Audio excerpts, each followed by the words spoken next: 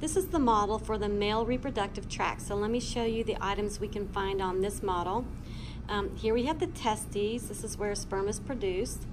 The testes are housed in the scrotum, and that keeps them away from body temperature. It keeps them out of the pelvic cavity, so it does decrease the temperature for sperm production. Once sperm are produced, they are then delivered to this structure, which is the epididymis. From the epididymis, sperm will leave the male reproductive tract through the vas deferens, which is within the structure you see here. So this structure is the spermatic cord. The spermatic cord consists of the vas deferens or ductus deferens and the testicular artery and vein. The spermatic cord will then enter the pelvic cavity through the inguinal canal. So the opening that you see here, the opening in the wall of the pelvic cavity, is the inguinal canal, and that will allow for that spermatic cord to pass into the pelvic cavity. So that I'm pointing to right there is the vas deferens or ductus deferens. It loops over the urinary bladder. So this is the urinary bladder, this and this. So as it passes along the back, it's first going to encounter the seminal vesicles. From the seminal vesicle, it then encounters the prostate gland. So both the seminal vesicle and the prostate are going to secrete secretions into the vas deferens, which is going to collectively become part of semen. So from here on the model, let me go ahead and open this up.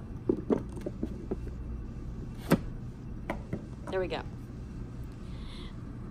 As the vas deferens passes behind the bladder and encounters the seminal vesicle, it then is going to move through a passageway in the prostate gland. This passageway right there at the back of the prostate gland is called the ejaculatory duct.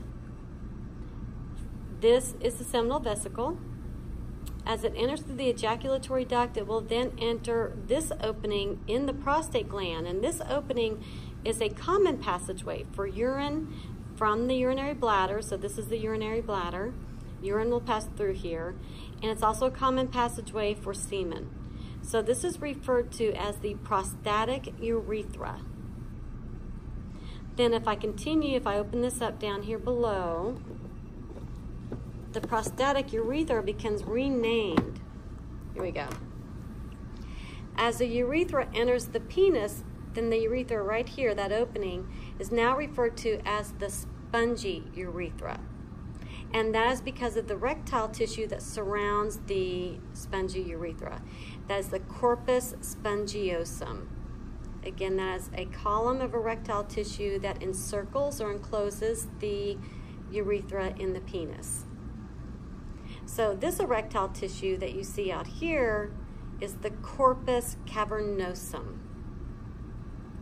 You have the glans penis or the head of the penis, and then the opening to the outside is the external urethral orifice.